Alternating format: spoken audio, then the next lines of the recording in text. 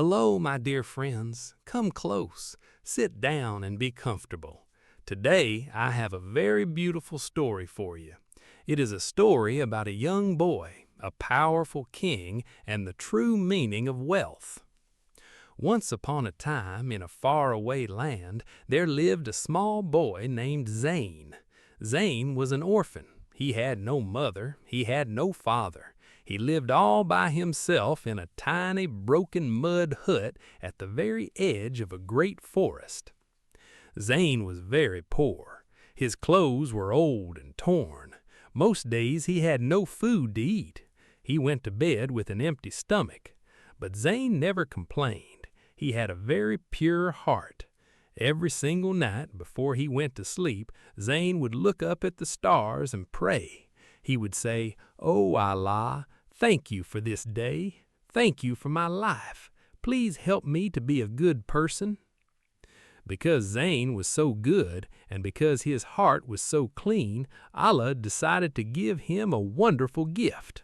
One night, a bright light filled his tiny hut. The light was soft and warm. A gentle voice spoke from the light. The voice said, "Zane, because you are patient and thankful, Allah has granted you 3 special wishes.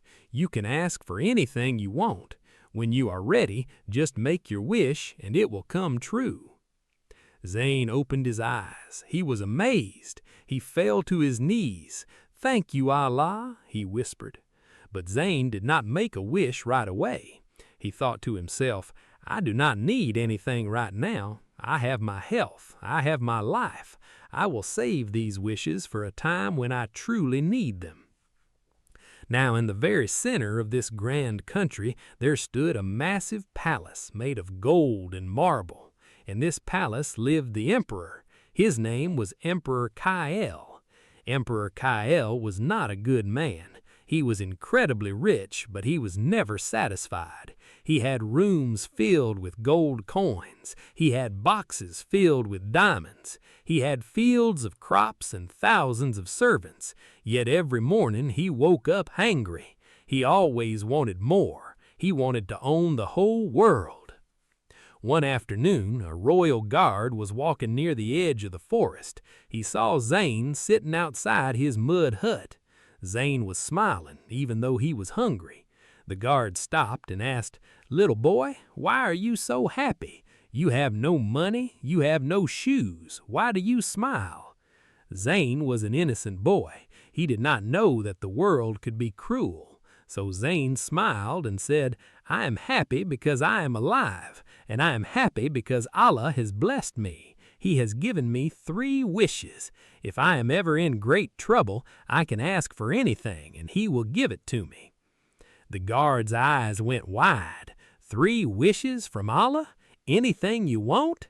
"Yes," Zane nodded. The guard did not say another word. He turned around and ran as fast as he could back to the golden palace. He burst into the throne room. Emperor Kael was sitting on his high throne counting his gold. "Your Majesty," the guard shouted, catching his breath, "I have incredible news. There is an orphan boy living near the forest. His name is Zane. He possesses a magic power. Allah has given him 3 wishes. He can ask for anything, and it will appear." When Emperor Kael heard this, his heart began to beat very fast. His eyes filled with greed. He stood up from his throne. 3 wishes, the emperor whispered.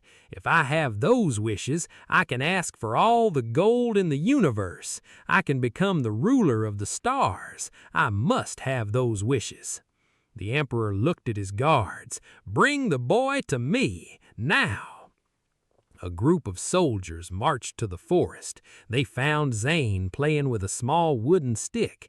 They grabbed him by the arms. "Hey, please let me go," Zane cried. "What did I do wrong?" "The emperor wants to see you," the soldier said coldly. They dragged the poor orphan boy all the way to the grand palace. They pushed him into the massive throne room. Zane looked around. The room was so big, the gold was so shiny, but it felt cold and scary. Emperor Kael looked down from his high throne. He tried to smile, but his smile was wicked. "Welcome, young boy. I hear you have 3 wishes. Is this true?" Zane felt a chill in his heart. He realized he should not have spoken about his gift. "Yes, Your Majesty," Zane said quietly. "Good," the Emperor said, leaning forward. "You are just a poor orphan. You do not need wishes. What will you ask for? A piece of bread? A new shirt? That's a waste. Give the wishes to me. Transfer them to my name. If you do, I will give you a small room in my palace and a plate of rice every day." Zane shook his head. He knew the Emperor was greedy. He knew the wishes were a sacred gift. "No, Your Majesty," Zane said bravely. "These wishes were given to me by Allah. I cannot give them to you. They are not for sale." The Emperor's face turned red with anger. He banged his fist on his golden throne. Boom! "How dare you say no to me? I am the ruler of this land. Everything belongs to me. If you do not give me the wishes by tomorrow morning, I will throw you into the darkest, deepest dungeon forever. Guards, lock him in the high tower." The guards grabbed Zane and dragged him up a long, winding stone staircase. They threw him into a small room at the very top of a tall tower. The door was made of heavy iron. They locked it from the outside. Clang! Zane was all alone. It was dark. The night was cold. He looked out of the small window. The window had iron bars. He looked down. The ground was very, very far away. He couldn't jump. He couldn't break the heavy iron door. He was trapped. Zane sat on the cold floor. His tears ran down his face. "What should I do?" he cried. "The Emperor is very cruel. If I give him the wishes, he will use them for bad things. He will hurt people. But if I don't give him to him, I will spend my whole life in a dark dungeon." Then Zane remembered. He had the 3 wishes. He could ask Allah for help. Zane wiped his tears. He raised his small hands towards the sky. "Oh Allah," he prayed with all his heart, "please save me from this greedy emperor. Please help me escape this tower. Send me something to help me." As soon as he finished his prayer, a soft light glowed in the corner of the dark room. Zane looked. Standing against the stone wall was an axe, but it was not a normal axe. Its handle was made of smooth, polished wood, and its blade shone like a bright silver mirror. Zane walked over to it. He touched the handle. A gentle voice inside his mind said, "I am the axe of justice. I am your first helper." Zane smiled. He grabbed the handle of the axe. He walked over to the heavy iron door. He swung it with all his might. Whack! The silver axe cut through the heavy iron as if it were made of warm butter. The door split completely in half and fell to the floor with a loud crash. The path was open. Zane ran out of the room. He ran down the long, winding stone staircase. He held the axe tightly in his hand. But as he reached the bottom of the stairs, the palace alarms began to ring. Loud bells sounded everywhere. "The boy is escaping! Catch him!" the guard shouted. Dozens of soldiers ran into the hallway. They had sharp swords and long spears. Zane was terrified. He was just a small boy. He could not fight a whole army with one axe. He ran through the corridors looking for a way out. He saw a large glass window that led to the royal gardens. Zane used the axe to break the glass. Crash! He jumped out of the window and landed softly on the green grass of the emperor's backyard. But the guards were right behind him. They came out of the palace doors yelling and shouting. The emperor himself stood on the balcony, screaming, "Do not let him escape! Get that boy!" Zane ran across the beautiful gardens. He reached the massive stone wall that surrounded the entire palace. The wall was 20 feet high. It was completely smooth. There was no way to climb it. The guards were closing in. They were only a few steps away. Zane knew he needed to use his second wish. He closed his eyes and prayed quickly. "O Allah, The guards are going to catch me. Please send me help so I can fly away from this dangerous place." Suddenly, a beautiful sparkle of blue and gold light appeared in the air right next to him. From the light, a tiny, lovely creature emerged. She had beautiful glowing wings like a butterfly. She wore a dress made of silver silk. It was a fairy. The fairy smiled at Zayn. Her voice sounded like sweet music. "Do not fear, young Zayn. Allah has sent me to assist you. Hold on to your axe and give me your hand." Zayn quickly grabbed the fairy's tiny hand. The moment he touched her, he felt as light as a feather. His feet left the ground. He began to float up into the air. The guards reached the wall, but they were too late. They jumped up, trying to grab Zayn's shoes, but he was already flying high above their heads. The fairy flew gracefully up and over the massive stone wall. "Shoot him with arrows!" the emperor yelled from his balcony, stomping his feet in fury. The guards shot hundreds of arrows into the night sky, but the fairy danced through the air, dodging every single arrow. She flew Zayn far away from the palace, away from the city, and deep into the dark, thick forest where Zayn used to live. Finally, the fairy landed gently on the soft ground near Zayn's old mud hut. She let go of his hand. Zayn was breathing heavily, but he was safe. "Thank you, beautiful fairy," Zayn said, bowing his head. "You are welcome, brave boy. But listen to me carefully. The emperor will not stop. His greed is like a fire that cannot be put out. He will bring his entire army to this forest to find you. You must be ready." Before Zayn could ask another question, the fairy turned into a cloud of sparkling dust and disappeared into the night. Zayn was alone again in the forest. He looked at his silver axe. He looked at the tall trees. He knew the fairy was right. The emperor would never let him go. The emperor wanted those wishes too much. Zayn sat under a very old giant oak tree. He decided to wait. He was tired, so he rested his head against the rough bark of the tree and fell asleep. The next morning, the ground began to shake. Thud, thud, thud. Zayn woke up with a start. He looked towards the city. A huge cloud of dust was rising in the distance. It was the emperor's army. There were thousands of soldiers on horses. They had armor, swords, and large nets. At the front of the army rode Emperor Kael on a magnificent white horse. He looked angrier than ever. The army entered the forest. Within minutes, they surrounded Zayn's small mud hut and the giant oak tree. Emperor Kael rode his horse right up to Zayn. He looked down at the boy with cruel, greedy eyes. He saw the silver axe lying on the ground. "You thought you could escape me?" The emperor laughed wickedly. "I have thousands of men. You have nowhere left to run. You've used 2 of your wishes. You used one for that axe and one for that fairy. That means you have only 1 wish left. Give it to me now, or my army will destroy this entire forest, and you with it." Zayn stood up. He felt very small against the giant army, but he looked up at the sky, and then he looked at the emperor. He did not feel afraid anymore. He felt a deep peace inside his heart.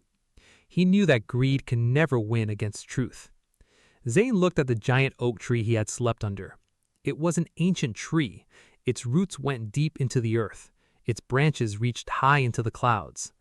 Zayn placed his hand on the bark of the old tree. He closed his eyes. He made his 3rd and final wish. "O Allah," Zayn prayed silently, "this is my last wish. I do not ask for gold. I do not ask for power. I ask for protection.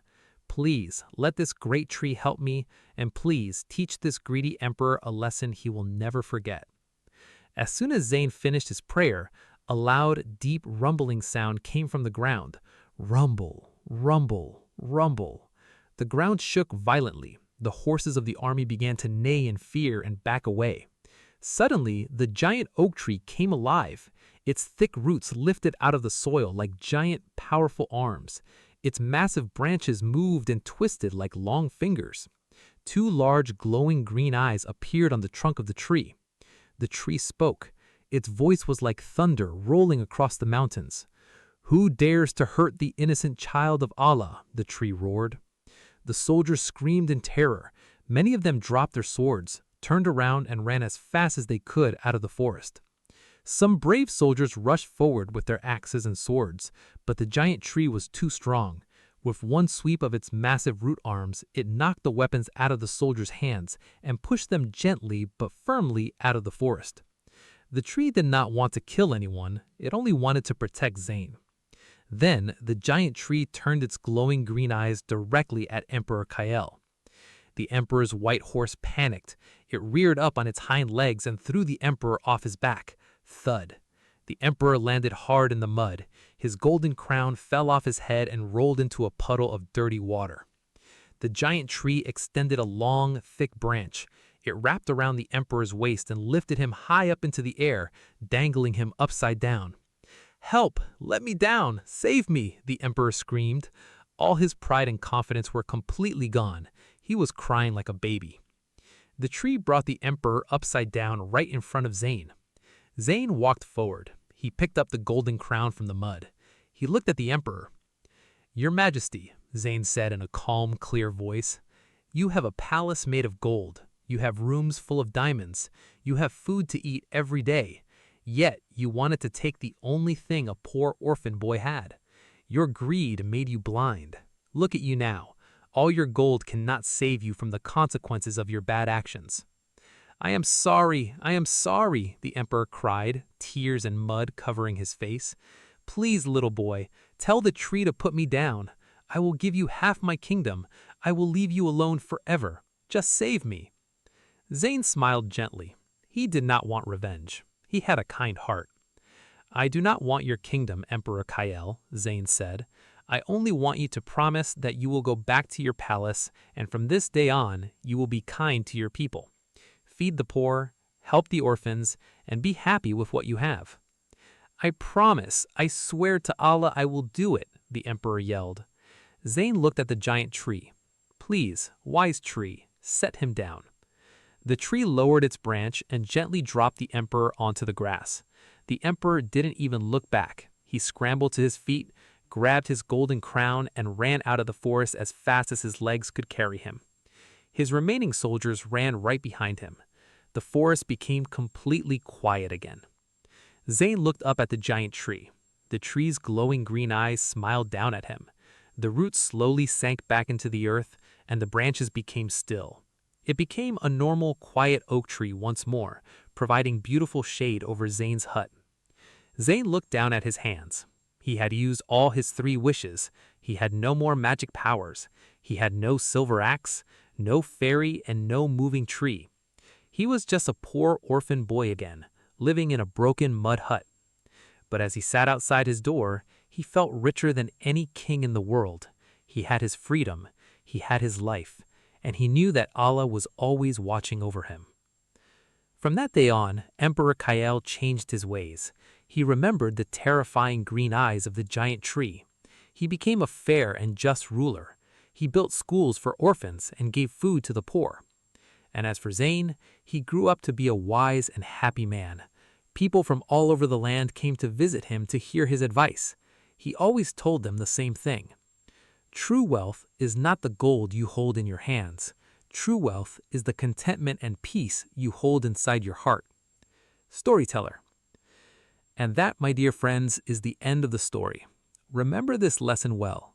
Be thankful for what you have. Never let greed control your mind. And always trust in the Almighty.